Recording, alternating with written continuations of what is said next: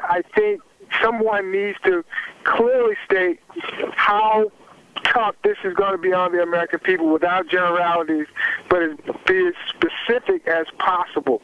And I also remember that, I believe it was about 2 months ago, Mr. Paulson came out and said, you know what, we need to give the Federal Reserve some additional powers. Matter of fact, more power than they had ever had before. And I'm just wondering, with all this going on now, did he have a premonition that this was something that the Federal Reserve was going to need more power to be able to handle? And hopefully, if this didn't come out until after the election, they would be there and they would be able to take care of this. Because I also understand part of this is due to the fact that Lehman Brothers, because of their fiscal year ending in August, all this stuff came out. Everyone else's fiscal year ends after the election, so we could easily go into the next administration and say, well, it's their problem. But my question is, one, how many jobs, in what areas, how will it affect gas, how much will gas probably be, and then again, is this also part of the Federal Reserve challenge? Okay, Josh, go ahead. If the bailout does happen or if the bailout does not happen, you're asking about those specific numbers. You're asking, in what scenario are you asking for those numbers? Hello? Go ahead. Josh, go ahead. Yeah, that's a good question Mark's asking, because they're two totally different scenarios. But right. I'll say this about gas specifically. I don't believe that you're ever going to see a substantially lower price for gasoline. I believe that it's a finite resource, that we are outstripping demand. Demand is outstripping supply right now. It's a finite resource, and no matter what people tell you about drilling and exploration, we have undervalued this commodity for 100 years now. I mean, everything that is plastic around you, the handset that I'm holding, talking to you on, the screen that I'm looking at on my computer is all made from petroleum. The tires on your car, the bottled water you're drinking out of, it's woefully undervalued. I think, regardless of what happens with the Federal Reserve and this bailout thing, you can expect to always see higher gas prices. And until we stop subsidizing petroleum and allow the free market to produce alternatives, you're just going to take it in the shorts. Now, with the job loss and the inflation and all that, I can't get specific because, number one, I'm not an economist, but even if I was, I'd be wrong if I tried to guess. It's too big of a construct. But one thing that you can bet on, you can take this to the bank, that when you create a problem with artificial credit like the Federal Reserve and our M3 policy does, and that leads to malinvestment, and then your solution is to expand more credit, more artificial credit, and inflate the money supply. What artificial credit is? Explain that. Well, they're basically like, the Federal Reserve doesn't have this money on the books.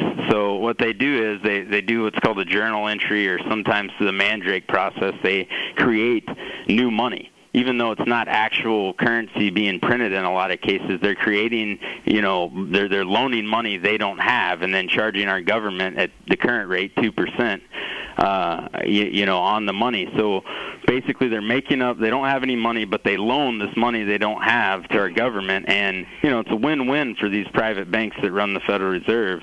And it's not the answer to continue doing what we did to create this problem. Right. You have to let the interest rates tell us the truth, not some entity arbitrarily make up interest rates. That's the wrong way. Obviously, we see now. So listen, and all, and we all know this. So I mean, much of this is manipulated and is guesstimating. And what you're also saying, in order for us to salvage where we are, instead of spending more money on a bailout or whatever and printing more money in the trillions is not the answer. You're saying that the market has to correct itself.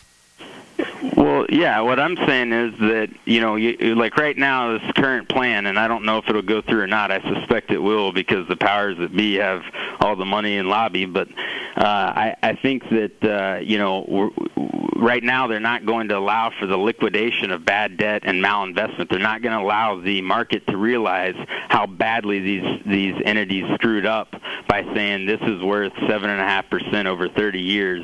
to the tune of $1 billion and doing it 10 times a week, and then loaning against it 20 and 30 to 1.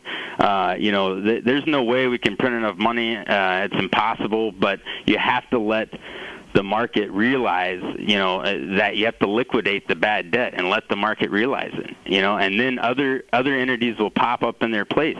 People are, like you said, Armstrong, people are making bank on this. People were betting on this. I mean, I know option traders that I work with that have made a killing in this volatility and the uncertainty in the market right now. And there is money being made on when there's money lost, there's money made, and that money will be there to start new banks that won't screw up next time, because the free market won't allow you to continue to lose people's money. Those people will not put their money in your bank anymore if you do that. Mark, I know we're out of time. I know you were on with us for the first half hour and the last half, this half hour of the show. Thank you so much for joining us. Oh, I enjoyed it thoroughly. Thank you. You did? Well, good. I'm glad to hear you say that, because you don't say that often enough. Okay. Now, you're welcome to stay.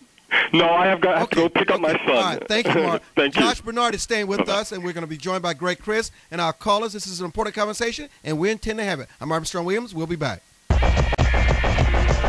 Go right ahead.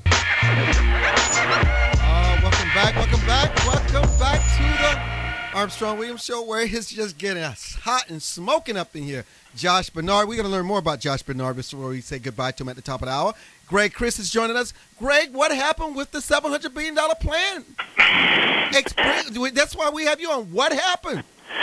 It's still happening. It's still cooking. I want to talk about the Redskins and the Cowboys game this weekend. That's the. Well, you go and do that on a less intellectual show. Yeah, we want to talk about real issues, okay? I believe it. Okay, so tell us, what happened? What happened with all the candidates at the White House with the real president? Well, I think, first of all, it was an important step to take, notwithstanding Senator Obama's objections to it. I think at the end of the day, he was ultimately shamed into coming to the White House, and it's something he needed to do. Listen, this is probably the most defining moment of President Bush's legacy as president, as occupier of the Oval Office. It will certainly spill over into the next president's administration, and it's something they'll have to deal with. And I just can't believe Senator Obama would say, well, call me in 40, I'll deal with it in 40 days, or call me if you need me.